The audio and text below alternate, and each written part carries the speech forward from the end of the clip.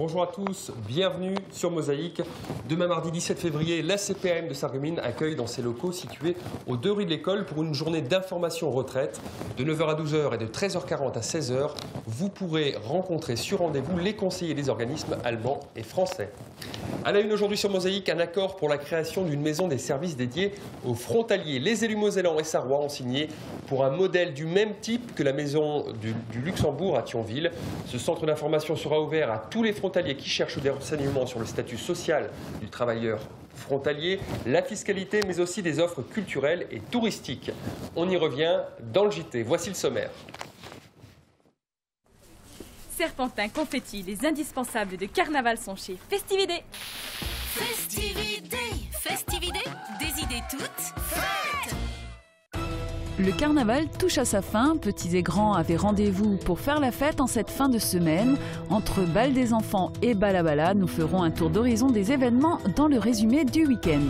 Pour la petite histoire, nous prendrons le chemin du bailli d'Ypelin. Dans Tendance, direction le dressing de Marie à Montbronne, les carnavaliers y trouvent leur bonheur depuis une dizaine d'années. Enfin, pour terminer ce programme, commençons par l'entrée spéciale lendemain de carnaval, une soupe à l'oignon.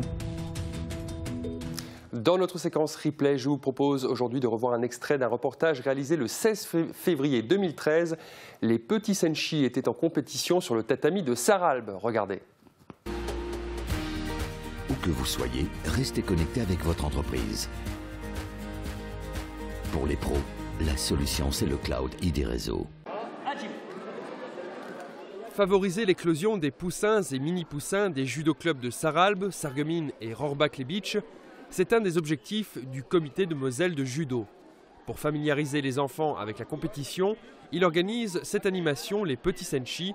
Ce n'est autre qu'un tournoi auquel participent plus d'une centaine d'enfants de 6 à 9 ans. Pour beaucoup, il s'agit de la première compétition qui permet d'inculquer les bases de ce sport et de préparer aux confrontations futures. Et ce jour-là, les enfants n'étaient pas les seuls à être montés sur le tatami. Les adultes du club de Sarralbe avaient aussi effectué une démonstration de jiu-jitsu. On passe à la page météo. 34% des accidents du quotidien ont pour origine les loisirs et le jeu. Assurance accident de la vie, la sécurité par tous les temps.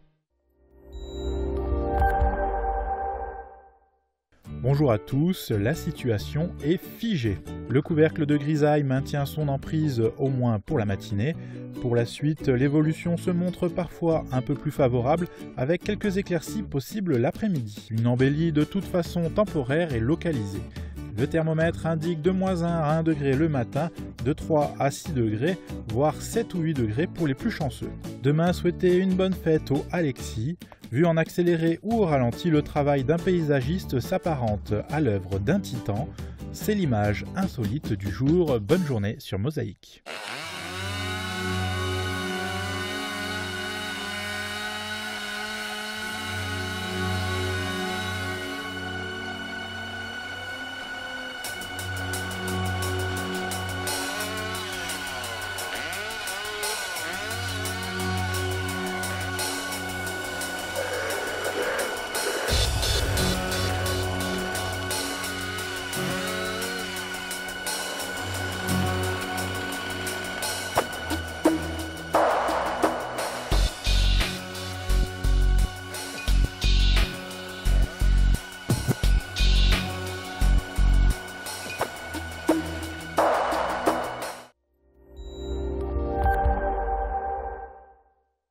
Je parraine un ami et tout le monde y gagne.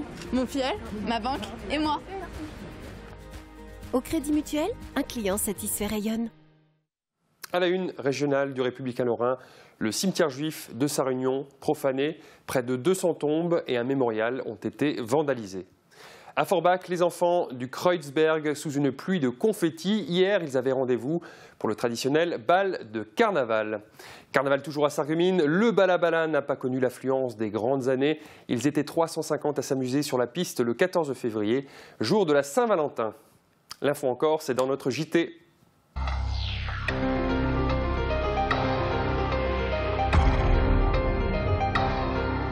Une maison pour encourager l'emploi transfrontalier, c'est l'idée du projet MOSA acronyme de Maison ouverte des services pour l'Allemagne, un partenariat entre Sarrois et Mosellan qui passe dans sa phase plus concrète avec la signature d'un protocole d'accord par les présidents des 4 intercommunalités du Val-de-Rossel, le président du Conseil général de la Moselle et la ministre-présidente du Land de Sarre. Regardez.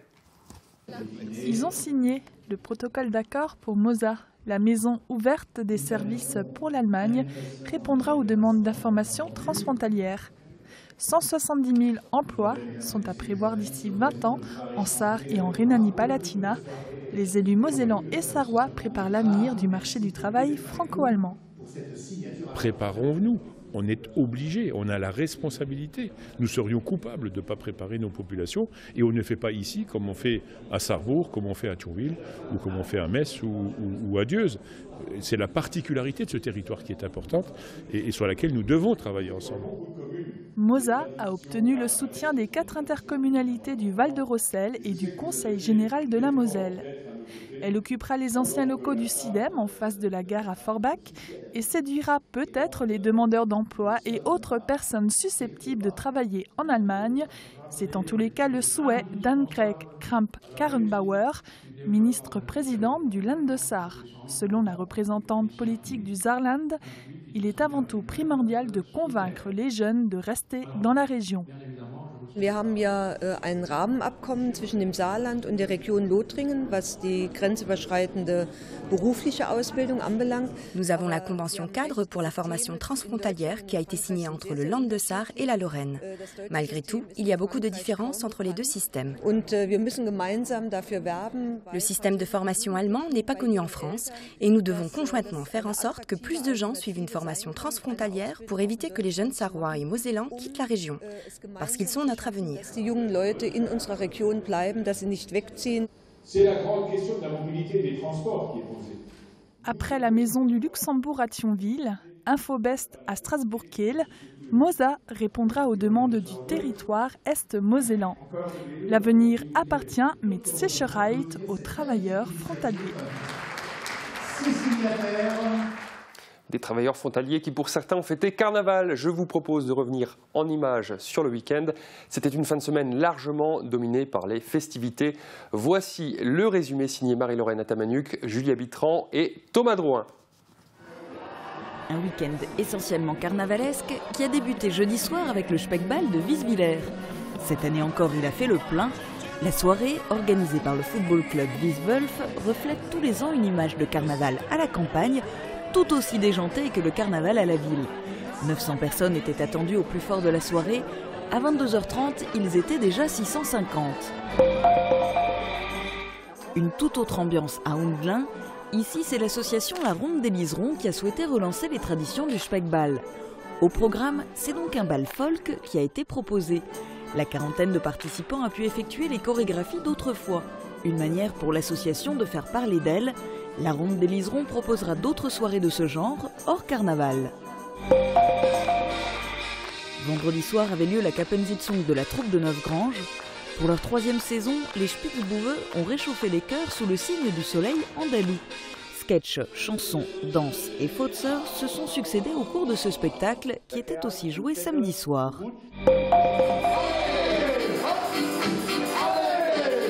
Autre Kappensitzung qui se déroulait ce week-end, celle de l'association des citoyens du quartier de Velferdin. Un spectacle qui là aussi débutait à 20h11, tradition carnavalesque oblige. Tous les ingrédients d'une Kappensitzung réussie ont permis à la troupe de largement séduire et mobiliser le public. Temps fort du carnaval, ce week-end avait lieu le Balabala, vendredi soir et samedi soir à l'hôtel de ville de Sarreguemines. Cette année, rennes, hippies et même pingouins se sont côtoyés sur la piste de danse. Être le moins reconnaissable possible pour encore mieux lâcher prise, c'est souvent l'esprit de carnaval. Une période durant laquelle toutes les barrières disparaissent. La Société carnavalesque de Sarreguemines célébrera encore le dîner du prince mardi soir, toujours à l'hôtel de ville, avant de procéder à son jugement et à son exécution mercredi des Cendres au centre-ville.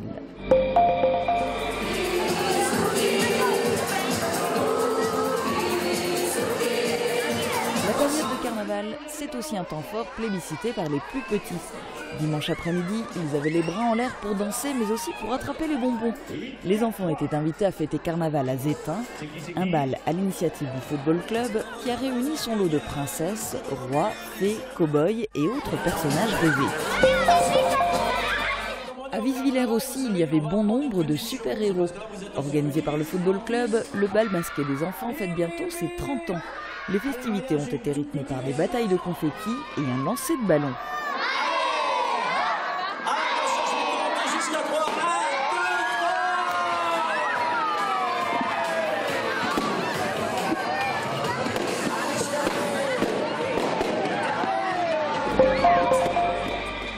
À Visvillers aussi, les enfants savent faire la fête. Le clown Jackie et Mission Possible ont animé l'après-midi. Au programme, déhanchés sur le dance floor, chenilles endiablées et canons à confettis.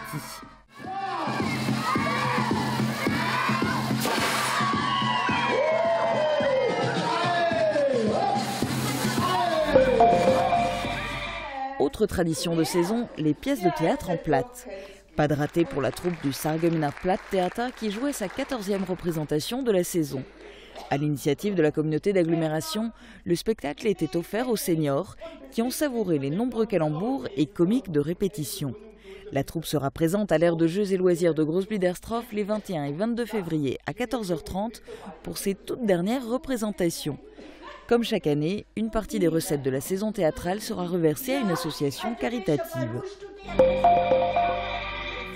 Le week-end était aussi placé sous le signe de la musique.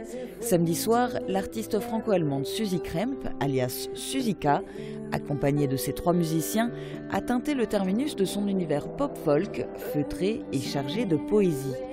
Un concert intimiste en ce jour de la Saint-Valentin. Le public, nombreux, est venu goûter au texte autobiographique de Susika. Musique toujours, mais dans un tout autre registre, le groupe Résurrexiste a rendu un hommage à Robert Schumann en l'église Saint-Nicolas à Sarreguemines. 18 musiciens et chanteurs, dirigés par Michel Frenzel, pour un concert rythmé par des chansons, mais aussi par le récit de la vie du père de l'Europe. Festivité encore, mais pas dans l'esprit de carnaval, direction Großbiederstroff, où le chœur de Lorraine et ses 80 choristes donnaient une représentation il y a peu. Ambiance. C'est en réunissant 80 choristes issus de Lorraine, de Belgique et du Luxembourg que Jacques Hillox a créé le chœur de Lorraine. Vitrine de la région à l'échelle nationale et internationale, ce chœur interprète un répertoire varié.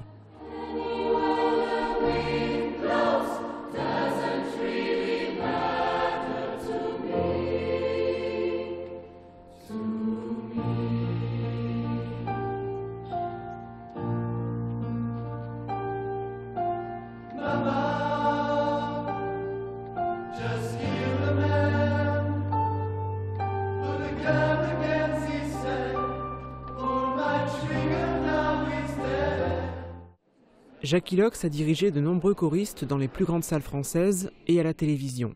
Cette fois-ci, il s'est produit en l'église de Großbiederstroff. Le prochain concert du chœur est prévu samedi 21 février en l'église de Champignol, en Meurthe-et-Moselle.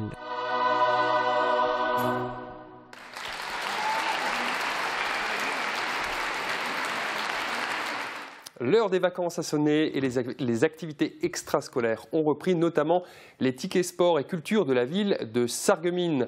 Pour terminer le journal, suivons Thomas Drouin en immersion dans l'une des 30 activités proposées jusqu'au 20 février, c'est le modélisme. Lorsque l'on parle ticket sport à Sarreguemines, on oublie très souvent la partie culturelle de cette action à destination des jeunes Sarregueminois. Le club de modélisme BB 15003, par exemple, participe à l'opération depuis 7 ans. Chaque année, il accueille entre 5 et 6 jeunes âgés de 10 à 15 ans pour les initier au plaisir de la maquette. Cette année encore, le club a fait le plein puisque c'est 7 enfants qui ont franchi la porte des sous-sols de l'école maternelle de Velferdin, là où se réunissent habituellement les maquettistes du club. Au programme de la semaine, la réalisation d'une maquette de voiture, une Nissan Skyline. L'échelle au 1/24e a été choisie car elle comporte moins de pièces et reste accessible aux plus jeunes. Une maquette adaptée donc, mais qui ne veut pas forcément dire simple à monter. Il y a des pièces qui sont plus compliquées donc parce qu'elles sont petites, mais petites. Et il y en a d'autres, ça va. La réalisation de maquettes demande aussi beaucoup de calme et de concentration. Autant dire que l'entrée dans la pièce de maquettistes aussi jeunes apporte une animation assez inhabituelle. Là, le fait d'avoir des enfants à gérer, effectivement, beaucoup d'entre eux sont un peu agités, mais ma foi, ça reste des enfants, c'est normal.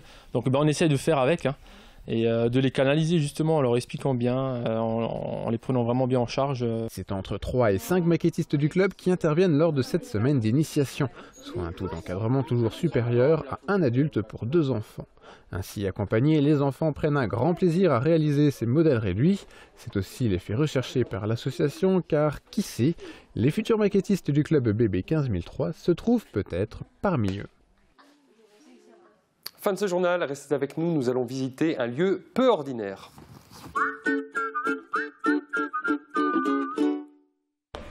Est-ce que vous voulez faire la fête? Venez chez Festivité. Allez hop, c'est carnaval. Wallé de señorita. À Jack Sparrow, je suis qui je veux. De la perruque afro. Au sombrero, je tire mon chapeau à Festivité. Festivité, Festivité, des idées toutes faites.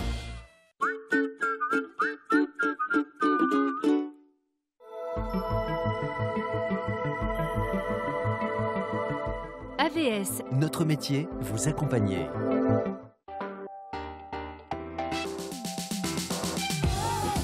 Demain, dans le journal, ambiance de Balabala, c'est le dernier pilier de la triade carnavalesque, derniers instants de franche festivité avant l'imminente condamnation du prince.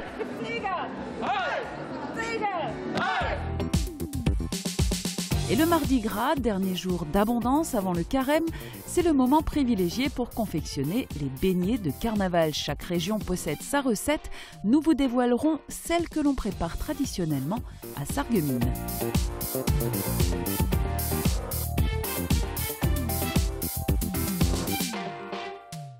La petite histoire du jour nous emmène sur un très ancien chemin, celui du bailli des Kerpen. Il se trouve entre Ypelin et Roulin. Visite des lieux avec Catherine Henrich.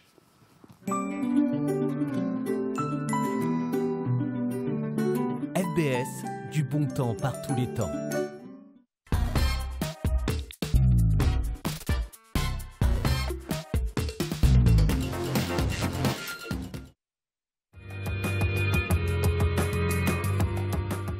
Cette piste cyclable relie les villages d'Ypelin et Roulin. Il s'agit de l'une des plus anciennes routes alentour, un itinéraire très fréquenté avant la Révolution française, et ce, depuis l'arrivée de la famille von Kerpen dans les parages. En effet, le bailli de la famille vivait à Ypelin et régulièrement devait se rendre dans les 3 autres villages que possédaient les Kerpen pour y collecter les impôts. Aujourd'hui, à vélo, c'est un charmant petit parcours à faire en famille. Robin des Bois et autres personnages fictifs prennent vie dans un dressing pas comme les autres, celui de Marie à Montbronne. Il compte plus de 600 déguisements qui font la joie des carnavaliers. En cette période, cette semaine dans Tendance, entrons dans un lieu extraordinaire et peu courant. Avec Firsch Menuiserie, votre maison devient tendance.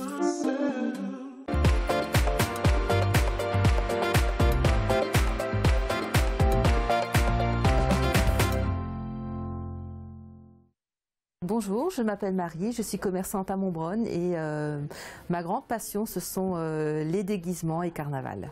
Ça est sur la tête et puis tu as le... voilà. C'est très beau. Pas beau? J'ai toujours aimé carnaval, c'est une ambiance qui m'a toujours plu et j'ai eu l'opportunité il y a une dizaine d'années de racheter un stock de costumes de carnaval. J'ai été très vite pris au jeu, j'ai continué à acheter beaucoup de costumes et c'est ce qui fait qu'aujourd'hui j'ai un choix quand même très important en location et surtout j'aime les beaux costumes. Tu veux essayer police? Ok.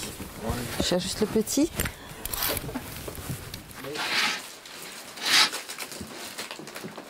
Ah voilà. Voilà, ouais, casquette. Moi il a mal fait. Ouais. Et ça c'est un tout nouveau modèle, c'est le premier à le porter. Je viens juste de le rentrer.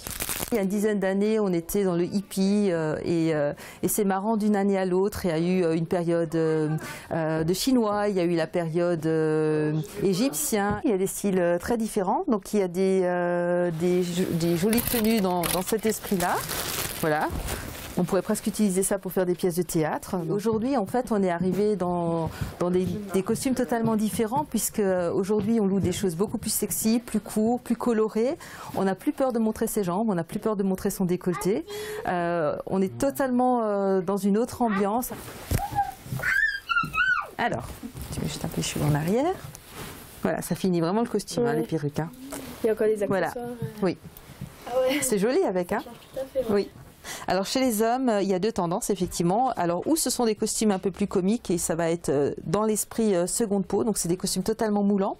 Tout ce qui est BD, bande dessinée, super-héros, donc là par exemple Batman et aussi Scooby-Doo, des choses vraiment beaucoup plus rigolotes. Et puis après pour les tombeurs, ça sera plutôt ce style de costume, voilà, le côté très classe, capitaine. On est sorti des basiques, il y a quelques années on louait beaucoup de sœurs, de moines, de prisonniers et en fait non, là il faut que ce soit original et plus c'est original, plus c'est accessoirisé aussi. Les gens n'hésitent pas à acheter des perruques, des gants, les bas qui vont avec. Il faut que ce soit un ensemble, il faut que tout aille ensemble. Vous allez vous croire chez Disney à Wellmaster. Et sachez que le dressing de Marie loue des costumes toute l'année. Cette semaine, c'est un menu spécial pour les carnavaliers que l'on vous propose dans notre rubrique culinaire des recettes qu'Edgar Bund avait collectées pour son ouvrage sur le carnaval de Sarreguemines. Pour commencer, une entrée typique des lendemains de Balabala pour se remettre des excès en tout genre. Les cuisines au meilleur prix. Aviva présente entrée plat dessert. Aviva, la cuisine qui vous va.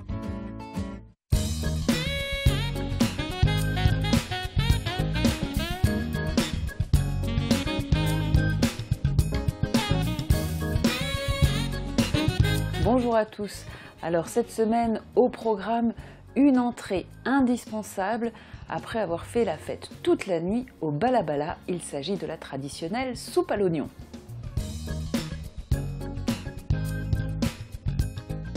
Pour cette soupe typique des lendemains de fête, commencez par peler les oignons et émincer-les en rondelles, puis hachez l'ail. Dans une casserole, faites fondre les oignons et l'ail dans le beurre sans cesser de remuer, ils ne doivent pas se colorer. Ajoutez ensuite le tabasco, le poivre de Cayenne, la muscade et enfin mouillez avec le bouillon de viande chaud. Mélangez bien et laissez cuire à couvert pendant 20 minutes sur feu doux. Hors du feu, ajoutez le vin blanc à la soupe et répartissez dans des soupières individuelles. Garnissez les tranches de pain de gruyère râpées et déposez-les sur la soupe. Enfin, faites gratiner quelques minutes sous le grill du four.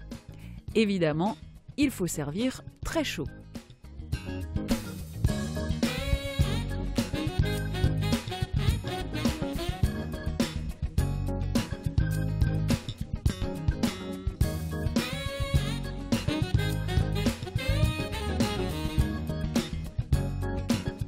On peut aussi ne pas faire gratiner cette soupe à l'oignon et y glisser quelques croûtons et un peu de gruyère râpée sur le dessus. Bon appétit!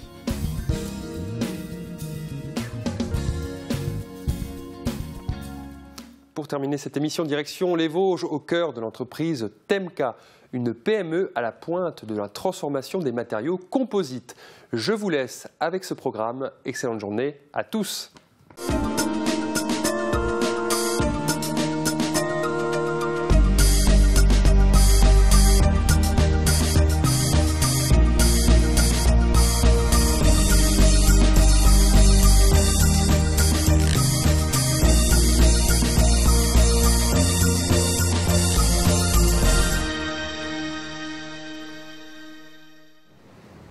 Depuis 40 ans, sur les hauteurs de Xertigny, dans les Vosges, Temka joue la carte de la transformation des matériaux composites.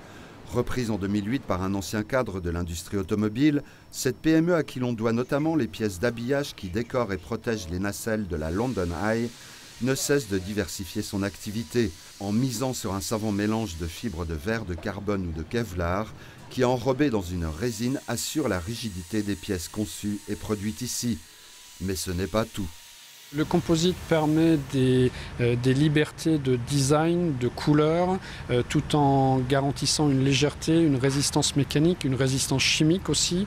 Le composite est souvent utilisé dans des milieux où les produits chimiques sont très agressifs, des bonnes qualités d'isolation thermique, et tout ça sur un temps qui est très long. De la conception à la pièce livrée, du prototype à l'outillage industriel jusqu'à la fabrication en pré-série et série, Temca a su ainsi séduire des designers, des bureaux d'études, des artisans et des industriels, dont la plupart comptent dans le monde de l'exportation. Nos clients interviennent dans des domaines très variés. C'est par exemple du mobilier urbain, des véhicules de voirie, des véhicules spéciaux qui interviennent en milieu confiné par exemple. Ce sont bien entendu aussi des clients qui utilisent nos pièces dans des machines pour des pièces de structure, ou des clients qui, dans des usines chimiques, ont besoin que nous protégions des sols ou des réservoirs. Pluridisciplinaire, l'équipe de Temca maîtrise les différents processus de modelage et de réalisation d'outillages et de pièces, comme de réparation. Dans les ateliers de la zone industrielle La Rochère, les machines sont au rendez-vous, tel ce robot de détourage 5 axes. Le coup de main expert des modeleurs, stratifieurs, injecteurs ou finisseurs maison s'impose tout autant. Témoin cette projection simultanée de fibres de verre et de résine, ou encore l'opération de débulage qui lui fait suite. Un vrai travail d'orfèvre. Temca, qui est qualifié ISO 9001, ce qui est notable pour une entreprise de petite taille, a les compétences d'accompagner ses clients depuis la conception, le cahier des charges, jusqu'à la mise en œuvre sur site des pièces, sachant que Temca a acquis tout au long des 40 années de son existence un savoir-faire et des techniques énormes qui nous permettent de répondre à des challenges toujours plus poussés. À chaque client, son accompagnement. Le bureau d'études y a toute sa place via le conseil, l'aide au choix des matériaux et procédés, son équipement CAO et son expérience en calcul. Le client souhaitait fabriquer une maquette au 1/13e d'un ouvrage d'art de 80 mètres de long. Le client nous a communiqué, comme dans la plupart des cas, un cahier des charges très succinct qui a permis à Nicolas de définir l'ensemble des pièces et nous a permis de fabriquer les pièces pour lui livrer ce prototype. Le travail de Nicolas donc et de toute l'équipe des 16 salariés de Temca, à la fois créative et tout aussi souple et réactive pour répondre à des demandes sans cesse renouvelées. Les pièces peuvent se rassembler, les cahiers des charges diffèrent souvent et les détails sont importants. Et pour répondre exactement au client, chaque nouveau projet est un prototype, chaque nouveau projet est un nouveau challenge.